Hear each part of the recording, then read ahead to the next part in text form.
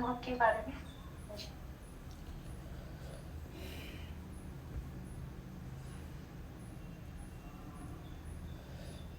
ये चल रहा था कि मनन श्रवण मनन निदिध्यासनाभ्याम फल उपकारी अंगाभ्याम सह श्रवणम नाम अंगी विधीयते। किसका विधान हो रहा है यहाँ पे?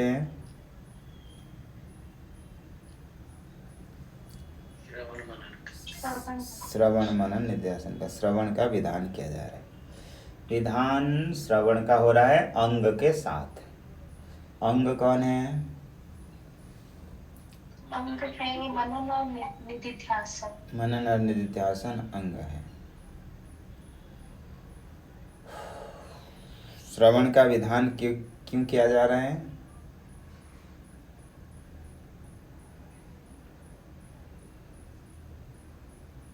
ये अपरोक्ष ज्ञान के लिए, प्रत्यक्ष ज्ञान, इसलिए ज्ञान के लिए, ठीक, अपरोक्ष आत्मज्ञान के लिए, अपरोक्ष ज्ञान के लिए श्रवण का विधान रहे। मतलब ज्ञान का विधान हो जाए, श्रवण का क्यों विधान कर रहे हैं?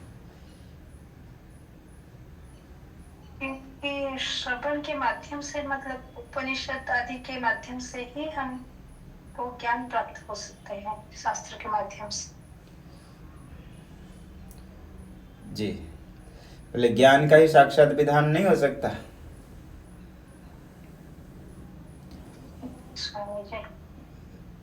नहीं हो सकता है, क्योंकि ज्ञान जो है प्रमाण के अधीन है। प्रमाण के अधीन होने के कारण ज्ञान का विधान नहीं हो सकता है। इसलिए ज्ञान के साधन श्रवण मनन निदिध्यासन का विधान हो रहा है, ये बताए थे। क्योंकि साक्षात ज्ञान का विधान पुरुष तंत्र नहीं है, ज्ञान प्रमाण तंत्र है, प्रमाण के अधीन है। इसलिए प्रमाण कौन है? श्रवण मनन निदिध्यासन। श्रवण प्रमाण है, शब्द प्रमाण शास्त्र है, इसलिए शास्त्र का विधान हो रहा है, श्रवण का विधान। अंग हो गया श्रवण, ये नहीं, अंग हो गया मनन निदिध्यासन। अंगीगण हुआ अंगी श्रवण है, मनन और निदिध्यासन हो जाएंगे अंग। तो इसमें भी कारण भी बता दिए थे। ऐसा दो मत क्यों मानते हैं?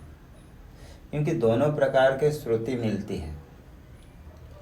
तो दोनों प्रकार के श्रुति में होने के कारण ऐसा विचार, दोनों प्रकार से दो मत, एक विवरण मत है, एक वाचस्पति मत। ये तो सरल, ये तो समझ में आ रहा होगा, कठिन है? तो देखिए तो श्रवण मनन निदिध्यासन, श्रवण किसको कहते हैं?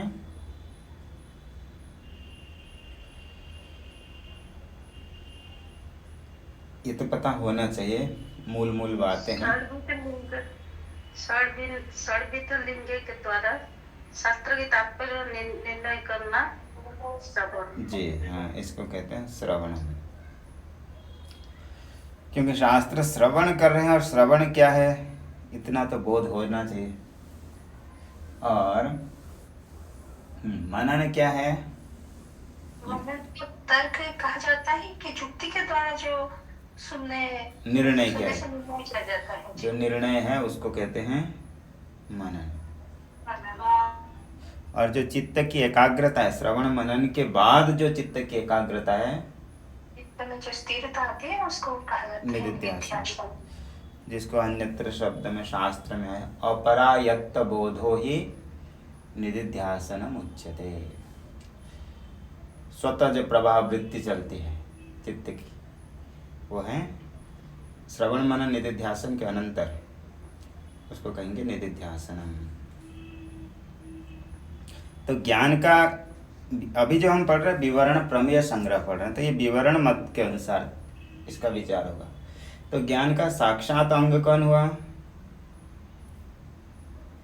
श्रवण। और उसके सहकारी हुए मनन और निदिध्यासन।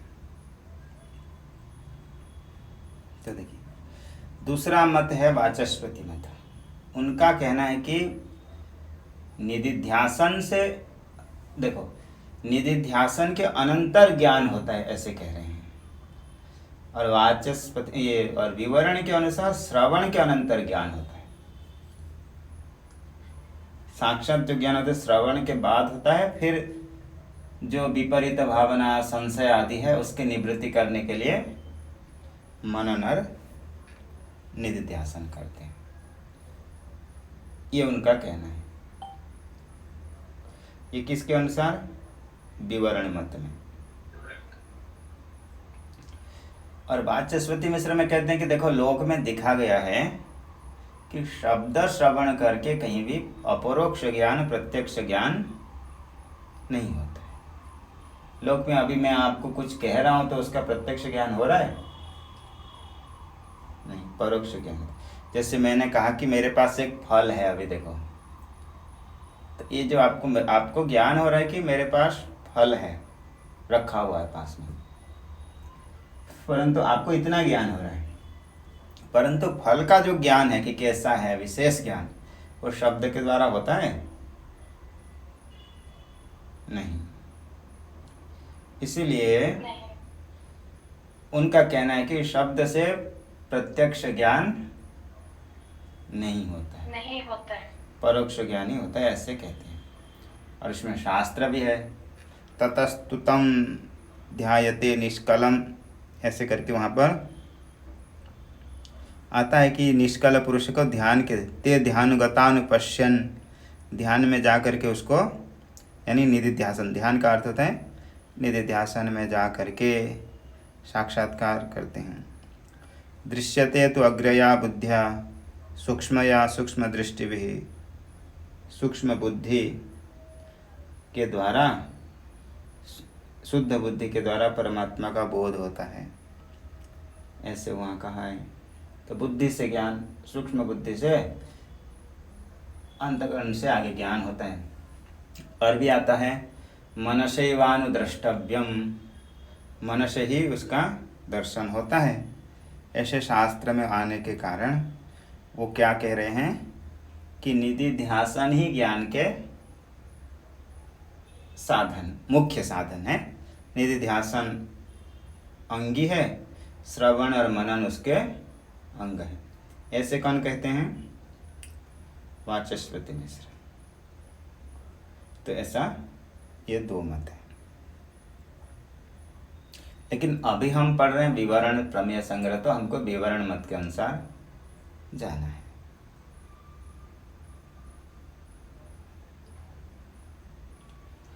विवरण के अनुसार ज्ञान, साक्षात ज्ञान किसके अनंतर होगा?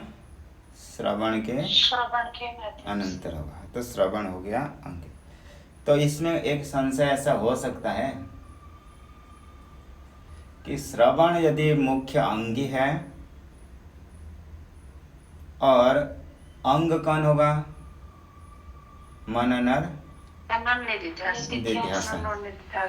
तो देखो, जब कोई कार्य बन रहा है तो उसके साथ यदि उसके सहकारी कारण नहीं होंगे तो कार्य बनता है?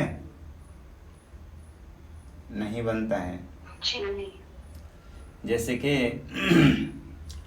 अभी कारण हो रहा है श्रवण, मुख्य, ठीक है, मुख्य कारण बन रहा है कौन? श्रवण। यदि आगे उसके सहकारी कारण श्रवण के बाद कौन होता है? मनन और निधिध्यासन होते हैं। तो जब श्रवण के साथ मनन और निधिध्यासन तो नहीं हो रहे हैं, बाद में हो रहे हैं, तो बाद में होने के कारण दोनों में कार्य कारण वो सहकारी बनेंगे कैसे? ऐसा भी संशय हो सकता है। मतलब पश्चात हो रहे हैं मनन और निधिध्यासन, तो उसके लिए कह रहे हैं कि ऐसा कोई नहीं है। पश्चात का मतलब जैसे घटादि कार्य बनता है, घटादि कार्य के बाद, घटादि कार्य में मुख्य कारण कौन बनता है? घड़ा बनने के लिए मृत्तिका। मृत्तिका, उसके सहकारी कारण कौन बनते हैं? चक्र, दंड आदि सहकारी होते हैं। तो मिट्टी जीव जब बनता है मिट्टी, तभी चक्र आदि रहेंगे, उसी समय ही होना चाहिए ऐसा जरूरी नहीं है, बाद में ला करके भी वो कारण बन जाते हैं। तो सहकारी कारण होने में मनन और निधिध्यासन में कोई आपत्ति नहीं है, हो जाएगा, ये कहने का तात्पर्य है। तो यहाँ तक ये विचार हो गया। तो श्रवण, मनन और निधिध्यासन के ऊपर विचार हुआ। आगे यहाँ तक ये पूरा किए थे।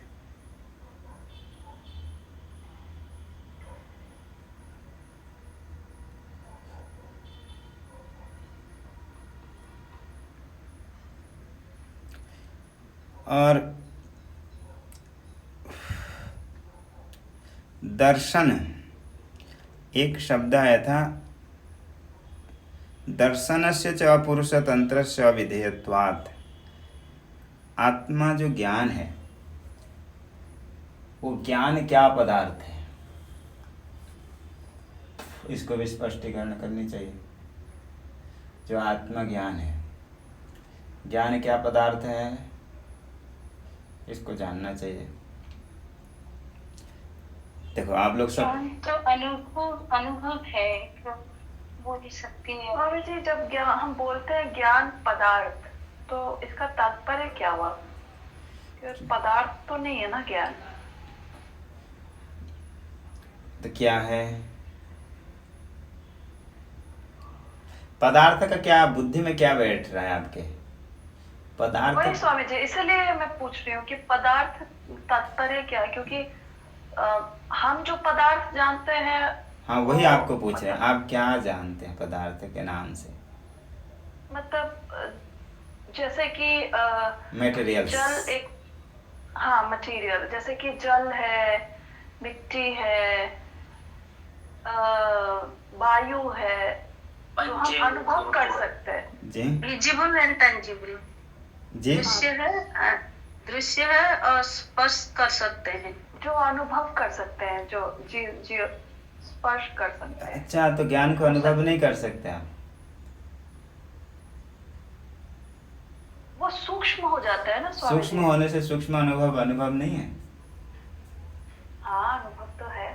तो ऐसे ज्ञान नहीं हुआ, ज्ञान पदार्थ नहीं हुआ। हाँ, इसीलिए स्वामी जी मैं पूछ रही थी। नहीं, देखो पदार्थ का परिमापक अलग है, बताएंगे, वो तो आपके बात को रखने के लिए बोल रहे हैं। जी जी। तो पदार्थ का क्या अर्थ समझते हैं? सामान्यतः पदार्थ बोलने से कोई ऐसे स्थूल ऐसा पदार्थ होगा जैसे पृथ्वी, जल आदि, जैसे कह रहे कि ऐसे बुद्धि में उपस्थित होते हैं। सामान्यतः वही होता है जी। तो मूल अर्थ में कहीं तो पदार्थ का अर्थ होता है, पद का जो अर्थ होता है उसको क्या कहेंगे? पदार्थ। और एक बार बोलिए, क्या बोले? पद के अर्थ को क्या कहते हैं? अच्छा, पद के अर्थ को पदार्थ के, पदस्य अर्थ पदार्थ, जिसके लिए आप पद शब्द प्रयोग कर सकते हैं, वह क्या है? पदार्थ है। पदार्थ जी। पदजन्य प्रतीति, पद के द्वारा जिसकी प्रतीति होती है उसको क्या कहेंगे? पदार्थ कहेंगे। इसके बारे में हमने मतलब पहले भी आपने बहुत बार बताया हुआ है जी, लेकिन आप इस चीज को नोट नहीं करते हैं, इसीलिए। जैसे लक्षणों को तो बड़े श्रद्धा के साथ नोट करनी चाहिए। एक ऐसे काफ़ी हर समय होता था हमारे पास भी, सबके पहले को खो जाता है, छोटे छोटे थे, कि जिस पुस्तक में कापी में सब कुछ ऐसे एक चीज़ लिख के रख देते हैं, जैसे रात कापी कैसे होते हैं, कोई लक्षण लिख दिए ऐसे ऐसे करके याद होता है। तो पदजन्य प्रतीति विषयत्वम, ऐसे तर्क संग्रह पढ़ोगे तो आप लोग वहाँ ऐसा नहीं छूट दिया जाएगा कि याद करना ही पड़ता है वहाँ। ये तो आनंद है आप लोगों के जीवन की। तो बाकी से अलग है ना कि आप लोग को पता चलता है, याद है, आप लोग को कंठस्थ है, मतलब आपको पता चलता है कि पदार्थ किसको कहते हैं। देखो संसार में लोगों को नहीं पता, आपको पता है, खुशी की बात नहीं है। तो इसलिए इसके लक्षण ध्यान में रहने से क्या आपत्ति है, तो इसको याद में रखना। तो पद के जो अर्थ को क्या कहेंगे, पदार्थ, पदार्थ कहते हैं ऐसे। तो ज्ञान के लिए भी तो कोई पद प्रयोग करते हैं कि नहीं करते हैं?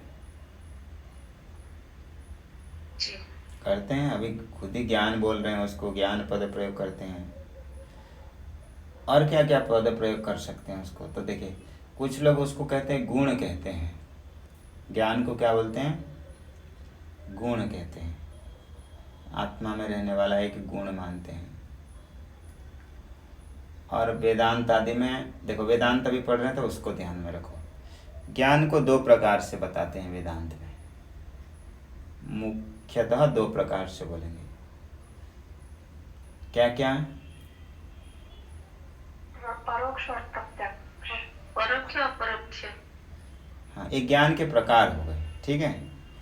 एक परोक्ष ज्ञान है और एक अपरोक्ष, ये प्रकार हो गया। लेकिन मेरा जो कहना है कि ज्ञान एक पदार्थ है, मतलब किस प्रकार से पदार्थ है वो बता रहे हैं। तो ज्ञान मुख्यतः दो प्रकार से वेदांत में प्रयोग होगा। एक है वृत्ति और एक स्वरूप। एक वृत्ति ज्ञान है और एक स्वरूप ज्ञान है मूलतः। ये भी आपने बताया है पहले जी। तो देखिए तो वृत्ति ज्ञान है और एक स्वरूप ज्ञान है। स्वरूप क्या है? तो देखो स्वरूप ज्ञान क्या है, स्वरूप ज्ञान क्या है? आत्मस्वरूप। जी, आत्मा, हमारा जो स्वरूप, सत्यम ज्ञानम अनंतम ब्रह्म, ब्रह्म, ये हो गया स्वरूप ज्ञान हो गया। इसको लेकर के हम व्यवहार नहीं कर सकते। अपना स्वरूप को लेकर के क्या ही व्यवहार करेंगे, स्वरूप है वो अलग है ही नहीं, किसी प्रकार से विषय नहीं बनता है, इसलिए इसको व्यवहार नहीं कर सकते। आगे एक है वृत्ति ज्ञान, जो हम व्यवहार करते हैं ना, ज्ञान ज्ञान अज्ञान, ये जो ज्ञान ऐसे व्यवहार करते रहते हैं कि मुझे ये ज्ञान है, मुझे ये ज्ञान नहीं है, मुझे इतने ज्ञान है, नहीं है। ये जितने भी ज्ञान जो व्यवहार करते हैं, तो ये सब क्या ज्ञान है? वो वृत्ति ज्ञान, वृत्ति रूपी ज्ञान है। स्वामी जी ये बाह्य ज्ञान है ना, वृत्ति ज्ञान? नहीं, हाँ बाह्य ज्ञान तो है, परंतु इसको किस मूल रूप से रखेंगे? वृत्ति रूपी ज्ञान से। यदि वह वृत्ति ज्ञान यदि ब्रह्म विषय होगा तो बाह्य ज्ञान कहेंगे? नहीं। तो मूल रूप से दो विभाग कर दिए। क्या क्या? एक वृत्ति ज्ञान, स्वरूप ज्ञान। हाँ, और एक स्वरूप ज्ञान है। क्योंकि ये ज्ञान शब्द इसलिए आपको बता रहे हैं क्योंकि आपने ज्ञान के लिए प्रयत्न कर रहे हैं। श्रवण मनन निधिध्यासन किसके लिए कर रहे हैं? ज्ञान के लिए ज्ञान के लिए कर रहे हैं। तो कौन से ज्ञान के लिए कर रहे हैं? वृत्ति ज्ञान के लिए कि स्वरूप ज्ञान के लिए? ये तो पता होना चाहिए ना। स्वरूप ज्ञान के लिए कौन प्रयत्न करे? जो आपके पास है उसके लिए आप प्रयत्न करेंगे?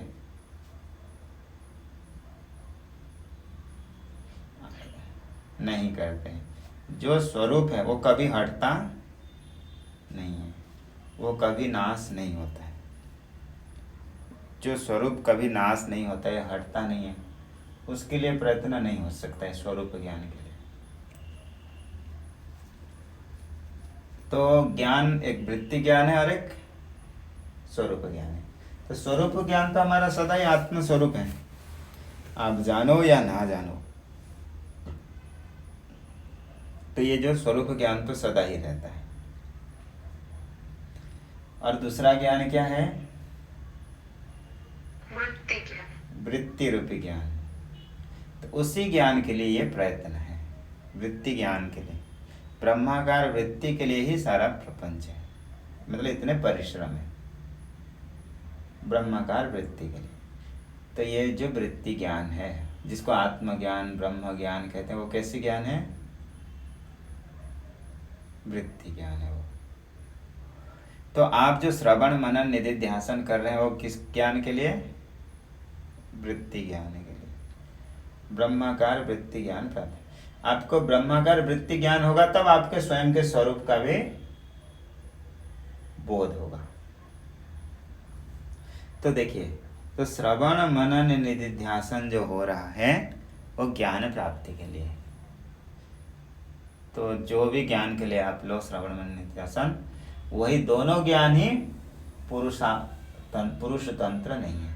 वृत्ति रूपी ज्ञान भी पुरुष तंत्र नहीं है कि स्वरूप ज्ञान भी पुरुष तंत्र नहीं। वृत्ति ज्ञान भी तब बनता है जब आप श्रवण मनन निधिध्यासन करेंगे, प्रमाण के द्वारा होता है। पुरुष के द्वारा तो, व्यक्ति के द्वारा तो वृत्ति रूपी ज्ञान भी नहीं होता है कि स्वरूप ज्ञान भी प्राप्त नहीं है। स्वरूप ज्ञान तो सदा ही है, उसको प्राप्त क्या करना है? जो प्रयत्न है अज्ञान निवृत्ति के लिए करना है। जैसे देखो, इसमें भी और स्पष्ट बताएंगे तो ऐसा है, स्वरूप ज्ञान तो सदा ही है, लेकिन बाधक जो आवरण क्या है? अज्ञान, अविद्या अज्ञान है। उस अज्ञान को नाश करना है। उसको नाश करने के लिए स्वरूप ज्ञान की आवश्यकता है। अविद्या अज्ञान को नाश करने के लिए स्वरूप ज्ञान की आवश्यकता है? नहीं, वृत्ति ज्ञान की जी, क्योंकि स्वरूप ज्ञान तो पहले से ही है। तो उसके लिए क्या, किसकी आवश्यकता है? श्रवण मनन निधिध्यासन। हाँ, वृत्ति ज्ञान की। अज्ञान को, जो आपका स्वरूप ज्ञान तो सदा है, लेकिन आपको उसका भान नहीं है, अज्ञान है। उस अज्ञान को नाश करना है। अज्ञान का नाशक कौन होता है? ज्ञान। अज्ञान का नाशक होता है ज्ञान। तो वो ज्ञान कौन सा ज्ञान है? अज्ञान को नाश करने वाला ज्ञान वृत्ति ज्ञान है कि स्वरूप ज्ञान है? वृत्ति ज्ञान। वृत्ति ज्ञान है। तो वृत्ति ज्ञान का प्रयत्न, वृत्ति ज्ञान के लिए प्रयत्न करना है।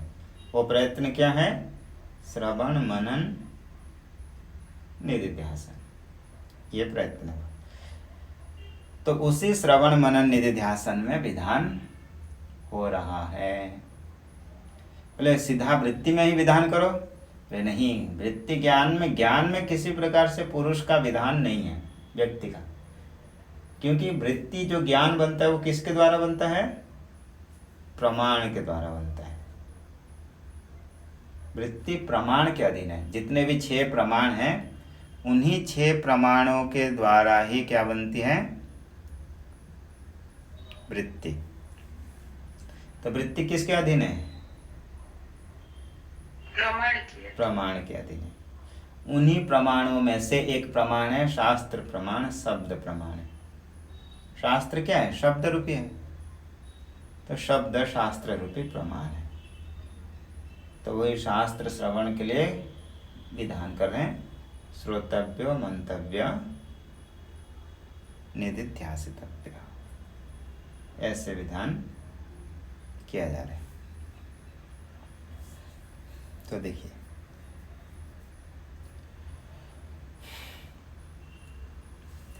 तो ये किसको लेके बताए थे कि ज्ञान जो है अपुरुष तंत्र है। चाहे वृत्ति ज्ञान लिया जाए अथवा स्वरूप ज्ञान लिया जाए, दोनों ही प्रमाण तंत्र है। और देखिए, जो वृत्ति ज्ञान के ही आगे सारे भेद हो जाएंगे, चाहे वृत्ति परोक्ष वृत्ति बने अथवा अपरोक्ष वृत्ति बने। तो वृत्ति का दूसरा ज्ञान क्या है? वृत्ति का दूसरा नाम क्या बन सकता है? ज्ञान। और वो ज्ञान यदि आपको परोक्ष वृत्ति बनती है तो उसको परोक्ष ज्ञान कहेंगे। परोक्ष वृत्ति को परोक्ष ज्ञान, अपरोक्ष वृत्ति को अपरोक्ष ज्ञान।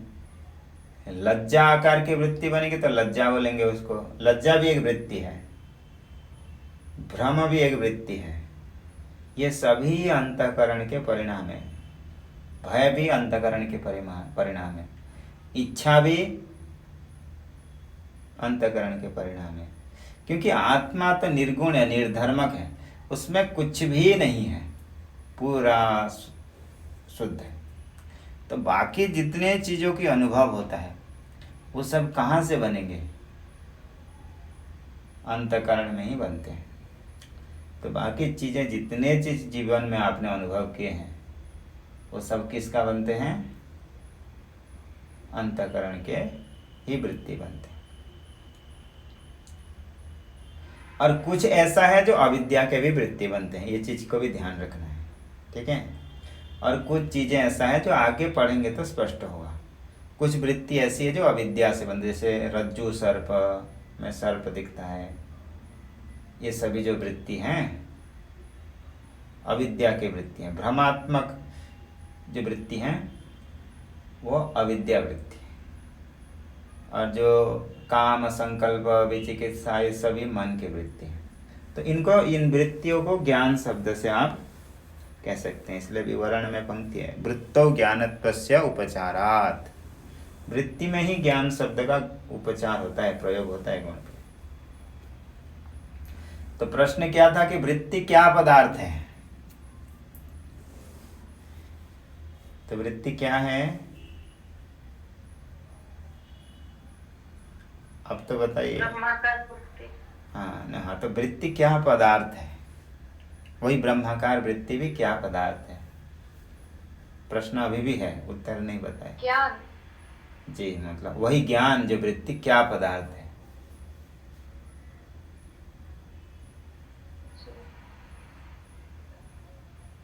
वह अंतःकरण के परिणाम है। अंतःकरण के परिणाम जो है आपके अंतःकरण की जो परिणाम है वृत्ति, आपके मन की जो वृत्ति बनती है वो वृत्ति को क्या कहते हैं? ज्ञान कहते हैं। उसको कहते हैं ज्ञान। तो ज्ञान क्या पदार्थ है? अंतःकरण के परिणाम। जी, अंतःकरण के जो परिणाम है उसको क्या कहते हैं? ज्ञान। भले अंतःकरण के तो बहुत सारे परिणाम अभी बता दिए, काम, संकल्प, विचिकित्सा, संशय, जो ह्री ध्री, ये सभी तो अंतःकरण के परिणाम। तो ये सभी ज्ञान है क्या? बोले नहीं, देखो वास्तविक ज्ञान शब्द अंतःकरण के उसी वृत्ति में बनती है जो वृत्ति प्रमाण के द्वारा बनता है। अंतःकरण में अंतःकरण के जो परिणाम प्रमाण के द्वारा बनता है उसी को ही क्या कहते हैं? ज्ञान। ऐसे तो अंतःकरण के बहुत सारे वृत्ति बनते हैं, लेकिन सभी वृत्ति को ज्ञान नहीं कहेंगे। कौन से वृत्ति को ज्ञान कहेंगे?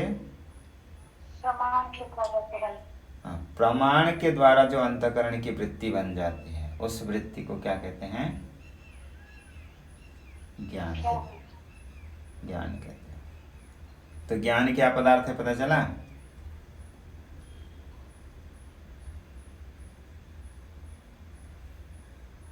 अंतःकरण के परिणाम, जो प्रमाणात्मिका वृत्ति, प्रमाण से होने वाली जो वृत्ति है उसको क्या कहते हैं? ज्ञान। अब देखो, ज्ञान के लिए प्रत्येक व्यक्ति प्रयत्न कर रहे हैं, और हमें यदि वो नहीं पता तो हम क्या प्रयत्न कर रहे हैं, तो कैसे करेंगे? जिसके लिए हम प्रयत्न कर रहे हैं उसके स्वरूप का हमें अच्छे से बोध होना चाहिए। तो देखिए,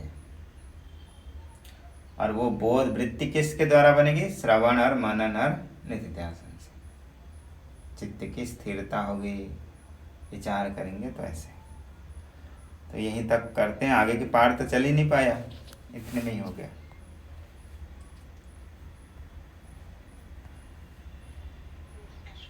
इसको करेंगे कल।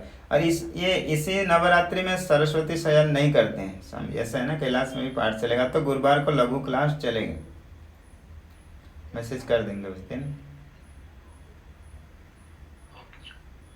ओम पूर्णमद पूर्णमिदं